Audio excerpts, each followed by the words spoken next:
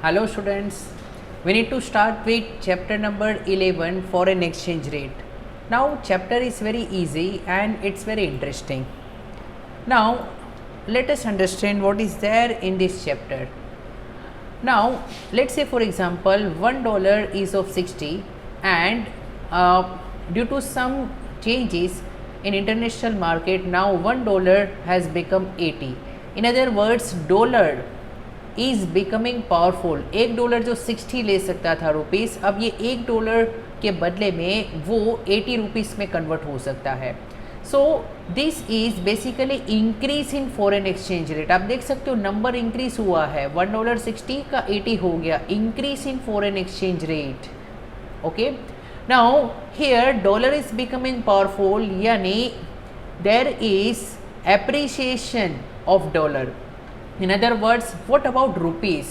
सो भले रुपीज़ दिखता पड़ा है, 60 का 80 रुपीज़ दिख रहा है, but please note actually it is not good for the domestic currency. In other words ये 60 का 80 हो गया rupees, it means there is depreciation और weakening of domestic currency. Domestic currency depreciate हो रही है, वीक हो रही है, okay, and foreign currency appreciate हो रही है या स्ट्रॉन्ग हो रही है। So I hope you are getting this point. Chapter is very easy. Now let us understand what impact it will have on import and exports. देखो exporters खुश हो जाएंगे, ओके। नाउ एक्सपोर्टर्स जो है जब वो अपना माल बेचते हैं दे रिसीव डॉलर्स एंड वो डॉलर्स को अपने देश की करेंसी में, जैसे इंडिया के एक्सपोर्टर्स है बराबर, वो रुपीज़ में कन्वर्ट करवा लेंगे। सो एक्सपोर्टर्स विल बी हैप्पी जब भी डेप्रिसिएशन होगा, ओके। देखिए अगर कुछ ना बोला हो, सिर्फ लिखा है डेप्रिसिएशन, तो हम अज्यूम करेंगे डेप्रिसिएशन हमारी डोमेस्टिक करेंसी का है। सो अब क्या होगा, एक्सपोर्टर्स मान लेते हैं $1 का एक्सपोर्ट किया, पहले $1 का कन्वर्ट करता तो 60 रुपीज़ हो जाते, अब एक्सपोर्टर्स $1 को कन्वर्ट करेंगे तो 80 यानी ज़्यादा मिल जाएंगे। तो एक्सपोर्टर्स खुश हो जाएंगे when there is weakening of domestic currency, okay. और एक्सपोर्ट्स बढ़ेगा क्योंकि वो दबा के एक्सपोर्ट करने की कोशिश करेंगे, because now they can have more rupees, okay, so they can get more rupees from each dollar. अब बेचारे इम्पोर्टर की हालत देखते हैं। नाउ इम्पोर्टर्स को इम्पोर्ट के बिल्स डॉलर में पे करने हैं, यानी they want dollar so that वो पे कर पाए। अब पहले $1 60 में खरीद सकते थे, अब भाव 80 हो गया, तो दे कैन नॉट बाय और it is costlier for them to buy $1। तो अब एक्सपोर्ट अब जो इम्पोर्टर्स है वो उदास हो जाएंगे, because ultimately they need to spend more, they need to spend more rupees, okay, to buy $1। तो याद रखिए इससे क्या होगा कि इंपोर्ट्स कम होगा, क्योंकि इंपोर्टर्स के लिए ये हैप्पी सिचुएशन नहीं है, okay. Now let's have another situation. मान लेते हैं कि here rupees is becoming weaker, यानी 60 का 80 हो गया, ओके। सो देखो इम्पेक्ट क्या होगा, फॉरेनर्स जो हैं उनके लिए अच्छी बात है कि वो डॉलर लेकर आएंगे, पहले डॉलर कन्वर्ट कराते तो 60 होता, अब उनका 80 हो जाएगा, तो फॉरेनर्स खुश हो जाएंगे। तो फॉरेनर्स इंडिया में ज़्यादा ट्रैवल करेंगे, फॉरेन वाले इंडिया में ज़्यादा इन्वेस्ट करेंगे क्योंकि कन्वर्ट होने के बाद ज़्यादा रुपीज़ मिल जाएंगे, एंड फॉरेनर्स ज़्यादा खरीदी करेंगे क्योंकि उनकी परचेसिंग पावर बढ़ गई है। पहले $1 का 60 होता था, अब वो 80 हो रहा है, एंड फॉरेनर वाले इंडिया में ज़्यादा पैसे अपनी फैमिलीज़ को शेयर करेंगे क्योंकि उनको पता है कि हर एक एक्स्ट्रा डॉलर उनकी फैमिली को ज़्यादा रुपीज़ कन्वर्ट करके देगा, okay. So it is purely based on common sense, okay, but common sense is not so common, we need to have a look at the concepts. पूरे chapter को मैंने summarise करने की कोशिश की है, सो ट्राई टू अंडरस्टैंड। ये जो आपके सामने चार्ट है वो बहुत ही यूज़फुल होगा पूरा चैप्टर समझने के लिए। अच्छा, नाउ याद रखिए ये जो सिचुएशंस है उसके जैसी दूसरी सिचुएशंस है, बराबर सेम एग्जांपल अभी हम कर रहे हैं कि domestic currency is weakening, okay, 60 का 80 हो गया, तो फॉरेनर्स वाले खुश है, लेकिन इंडियंस की हालत देखो, ओके। नाउ इंडियंस फॉरेन का ट्रैवल कम कर देंगे, क्योंकि पहले फॉरेन ट्रैवल करना है तो you require dollar. So 60 rupees में $1 खरीद सकते थे, अब महंगा हो गया, यानी फॉरेन का ट्रैवल्स महंगा हो गया, $1 के लिए अब 80 खर्च करने पड़ेंगे। तो फॉरेन ट्रैवल कम हो जाएगा, फॉरेन इन्वेस्टमेंट भी कम हो जाएगा, ओके, क्योंकि डॉलर महंगा हो गया है। फिर इंडियंस लोग परचेज कम करेंगे ऑब्वियसली, क्योंकि मोर रुपीस इज नीडेड। तो इंडियंस लोग है ना, इंडिया की नहीं, ये परचेज जो लिखा है it is purchase of foreign goods, okay, ये था परचेज ऑफ डोमेस्टिक गुड, यानी फॉरेनर वाले इंडिया में ज़्यादा गुड्स लेंगे लेकिन इंडियन वाले फॉरेन की गुड्स कम लेंगे, ओके, बिकॉज डॉलर महंगा है। एंड रेमिटेंसीज फ्रॉम इंडिया, हो सकता है कि भी कोई फॉरेनर इंडिया में काम कर रहा है, बराबर, उसकी फैमिली अब्रोड में है, सो इंडिया से जो पैसे पहले भेजता तो क्या है 60 रुपीज़ में $1 मिल जाता, अब उसको ज़्यादा स्पेंड करना पड़ेगा, बराबर 80 रुपीज़ का $1 मिल रहा है तो वो भी कम शेयर करेगा, okay. And holding of dollar, ना व्हाट इज़ होल्डिंग, देखो काफ़ी स्पेकुलेटर्स होते हैं, ओके, उसको डॉलर को एज ए इन्वेस्टमेंट स्टोर करना है, उससे कमाना है, गेन करना है। अगर डॉलर महंगा है तो आप लोगे कि नहीं, लेट से डॉलर एक शेयर है, शेयर महंगा है तो आप होल्ड करोगे, उससे ज़्यादा लोगे, no, okay. So I hope you are absolutely clear about this fact. Okay. Now let us have discussion about the other side, which is revaluation. Okay. Now जब डोमेस्टिक करेंसी वीक हो रही है it is also called devaluation. इसका reverse भी होता है, foreign exchange rate है वो कम हो गया, वैसे नंबर कम हो रहे लेकिन हमारी करेंसी स्ट्रॉन्ग हो रही है। पहले $1 90 रुपीज़ को खरीद सकता था, अब डॉलर की ताकत कम हो गई है, 70 रुपीज़ को खरीद पाएगा। So in other words this concept is called revaluation. Revaluation का मतलब है कि domestic currency is becoming stronger as compared to foreign currency, और फॉरेन करेंसी है वो डेप्रिसिएट हो रही है, इन अदर वर्ड्स वीक बन रही है। अब जब एप्रिसिएशन हो रहा है डोमेस्टिक करेंसी का बराबर, तो अब ये इम्पोर्टर की दिवाली है, इम्पोर्टर्स विल बी हैप्पी। सोचो कैसे, लेट्स से फॉर एग्जांपल $1 पहले 90 का था, नाउ 70 का हो गया है। नाउ इन अदर वर्ड्स ये डॉलर सस्ता हो गया है, डॉलर सस्ता होगा क्योंकि इम्पोर्टर्स को तो डॉलर चाहिए पे करने के लिए, तो उनके लिए इम्पोर्ट का बिल सस्ता हो जाएगा, ओके। मान लेते हैं $1 इम्पोर्ट का बिल है, पहले 90 खर्च करने पड़ते, अब 70 खर्च करना पड़ेगा। सो इम्पोर्टर्स खुश हो जाएंगे, वो ज़्यादा इंपोर्ट करेंगे क्योंकि उनकी डोमेस्टिक करेंसी की परचेसिंग पावर बढ़ गई है, okay. Now look here exporters की situation, what will be the situation of exporters. Now exporters बेचारे उदास हो जाएंगे in this situation, obviously gain for one is the loss for other. तो ये एक्सपोर्टर और इम्पोर्टर की रिवर्स पोजीशंस होती है। नाउ देखो एक्सपोर्टर्स के पास क्या है, डॉलर आएगा, पहले $1 का 90 मिलेगा लेकिन अब 70 प्राइस हो गया तो $1 का सिर्फ 70 मिलेगा उन्हें, okay. So in this situation उनको कम पैसे मिलेंगे तो बेसिकली एक्सपोर्ट्स वो कम करेंगे, ओके, एक्सपोर्ट्स में रिडक्शन होगा।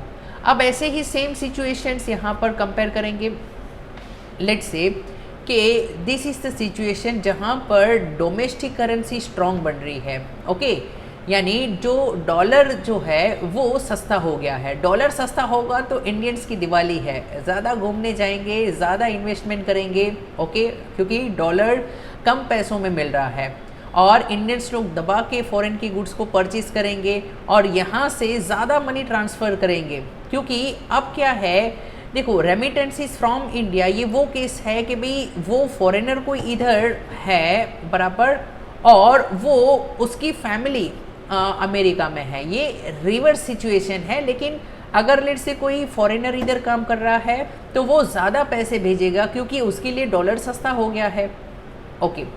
एंड डॉलर सस्ता होगा तो लोग डॉलर को एज ए इन्वेस्टमेंट होल्ड करेंगे, स्टोर करेंगे, बाय करेंगे, क्योंकि सस्ते में ही तो खरीदी होती है। अच्छा लुक हियर, सेम सिचुएशन है बराबर कि $1 90 की जगह पर सिर्फ 70 रुपीज़ खरीद पाएगा, तो फॉरेनर्स के लिए अच्छी बात नहीं है। ओके, फॉरेनर की यानी जो इंटरनेशनल करेंसी है वो वीक हो रही है, तो फॉरेनर इंडिया में कम आएंगे। देन फॉरेनर इन्वेस्टमेंट भी कम करेंगे क्योंकि कन्वर्ट होके उनको कम रुपीस मिलेंगे, तो परचेसिस भी वो क्या है कम कर देंगे इंडिया की गुड्स की, क्योंकि उनके लिए अब इंडिया की गुड्स महंगी हो गई है। $1 में वो 90 रुपीज़ का सामान खरीद सकते थे, अब वो 70 का खरीद पाएंगे। एंड रेमिटेंसीज फ्रॉम अब्रोड भी कम कर देंगे, क्योंकि पहले $1 90 दे सकता था, अब उनको सिर्फ 70 दे सकता है, तो remittance will also decrease. So I hope you are able to get this basic meaning about this chapter. तो फॉरेन एक्सचेंज रेट क्या होता है, रेशियो होता है। It is also called external value of domestic currency. Okay, हम domestic currency rupees को externally foreign currency dollar के साथ कंपेयर कर रहे हैं। कितने टाइप की सिस्टम है यहाँ पर, एक है फ्लेक्सिबल एक्सचेंज रेट सिस्टम ना। फ्लेक्सिबल एक्सचेंज रेट सिस्टम में क्या होता है, मार्केट में जैसे शेयर मार्केट में नहीं होता, डिमांड सप्लाई डिसाइड करता है क्या प्राइस होगा, सेम वे से फॉरेन करेंसी की डिमांड कितनी है, सप्लाई कितनी है, वो आपको बताएगा कि कितना प्राइस उसका होना चाहिए। सो जब डिमांड सप्लाई मैच होंगे तो इक्विलिब्रियम रेट ऑफ एक्सचेंज मिलेगी, उसको पार रेट ऑफ एक्सचेंज भी कहा जा सकता है, बराबर। अब ये कैसे हो सकता है, तो याद रखिए पहले डिमांड होनी चाहिए। आप देख सकते हो डिमांड का डाउनवर्ड स्लोपिंग होती है। ओके, एंड देखो higher the rate of foreign exchange, यानी रेट ज़्यादा है फॉरेन एक्सचेंज का, तो डिमांड क्या हो जाएगी, कम हो जाएगी। Okay, so if higher is rate demand will be lower. अब देखिए यहाँ पर दो सिचुएशंस है आपके सामने, 70 रुपीज़ एंड 50 रुपीज़, बराबर। So as you can see here कि यहाँ पर आपके पास है डिमांड ऑफ फॉरेन एक्सचेंज, यानी यहाँ पर डॉलर है, ओके, $1,000,000 एंड यहाँ पर you have rupees to $, here we have rate of exchange, exchange की रेट यहाँ पर लिखी गई है ऑन y एक्सिस। सो यहाँ पर डॉलर की डिमांड है और यहाँ पर एक्सचेंज रेट है। सो देखिए एक्सचेंज रेट पहले कितना था, 70, ओके, तो 70 रुपीज़ में $1 खरीदा जा सकता था। और ऑब्वियसली अब जो है रेट हम देख सकते हो 70 का 50 हो गया, अब डॉलर खरीदना सस्ता हो गया। ओके, और ऑब्वियसली जब डॉलर सस्ता होगा तो ज़्यादा डिमांड होगी कि नहीं। अभी हमने सीखा अगर डॉलर सस्ता होगा, ओके, तो many Indians will be happy. थोड़ा कन्फ्यूज़न है तो ये देखिए, this is the situation. Okay, so rate down हुई है 90 से 70, और यहाँ पर हमने क्या सीखा था, okay, Indians are happy, so foreign travel Indians का बढ़ जाएगा। ओके, सो ये सेम सिचुएशन है। So I hope you are clear about this. Okay, now we have supply of foreign exchange. Supply curve is upward sloping because positive relation है, and here you can see के पहले जो rate 50 थी, okay, rate 1, और फिर rate बढ़ गया, okay, 50 से 70। इन अदर वर्ड्स जब रेट 50 से 70 बढ़ गया तो ऑब्वियसली उसकी जो सप्लाई है वो भी बढ़ जाएगी। अब ये सप्लाई कैसे बढ़ेगी वो आप देखिए, $1 के बदले में 50 आ सकते थे। मान लेते हैं $1 का अगर 70 आएगा तो फॉरेनर वाले बहुत खुश हो जाएंगे और वो जम के इंडिया में इन्वेस्ट करेंगे। ओके, यानी डॉलर इंडिया में भेजेंगे, यानी इंडिया को काफ़ी डॉलर मिलेंगे, यानी डॉलर की जो सप्लाई है वो बढ़ जाएगी। ओके, सो वो जैसे ही ये $1 का ताकत बढ़ गया, ओके, तो डॉलर इंडिया में ज़्यादा आएगा ऑब्वियसली, बिकॉज ओनली देन वो ज़्यादा इन्वेस्ट कर पाएंगे, ज़्यादा चीज़ें खरीद पाएंगे। पहले लेट से कि $1 में 50 की चीज़ मिल सकती थी ना, $1 में 70 की चीज़ वो खरीद सकते हैं। तो वो इंडिया में ज़्यादा ट्रैवल करेंगे, ज़्यादा घूमेंगे, ज़्यादा इन्वेस्ट करेंगे। ओके, सो ये चीज़ मैंने अभी एक्सप्लेन की। सो इन दैट केस यहाँ पर देखिए डायरेक्ट रिलेशनशिप है। अच्छा, इक्विलिब्रियम या पार रेट ऑफ एक्सचेंज जब डिमांड सप्लाई इक्वल होता है, look into this diagram, determination of equilibrium exchange rate. So supply curve demand curve का मिलन होगा, this will give you point of equilibrium. अब ये पॉइंट ऑफ इक्विलिब्रियम से ऊपर अगर रेट है, फॉर एग्जांपल अगर रेट रिलेट से ऊपर ये वाली R1 रेट होगी तो देखो प्रॉब्लम क्या है, अगर रेट R1 होगी तो ये वाला एरिया देखो, ओके। सो ये वाले एरिया में आप देख सकते हो कि सप्लाई जो है वो ज़्यादा है और जो डिमांड है वो कम है। कितना डिफरेंस है, mn का डिफरेंस है। तो ये पॉइंट पर क्या हो रहा है, which is more, supply is more, in other words demand is less than supply, okay. और ये वाली सिचुएशन देखो नीचे वाली, अगर लेट से रेट R2 है तो what will happen if rate is R2, तो आप देख सकते हो इन दिस सिचुएशन ये जो है ना डिमांड कर्व है, demand is more than supply, okay.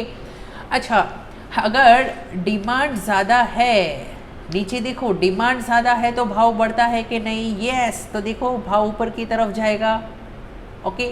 ऊपर क्या था, सप्लाई ज़्यादा थी, डिमांड कम है। अगर सप्लाई ज़्यादा है, डिमांड कम है तो भाव गिरता है कि नहीं, यस। तो देखो नीचे की तरफ आएगा, तो automatically what you will get, equilibrium point. So I hope you are clear about this concept. बहुत ही इजी चैप्टर है और मज़ा आती है ये चैप्टर करने में और समझाने में भी, okay. So now we have impact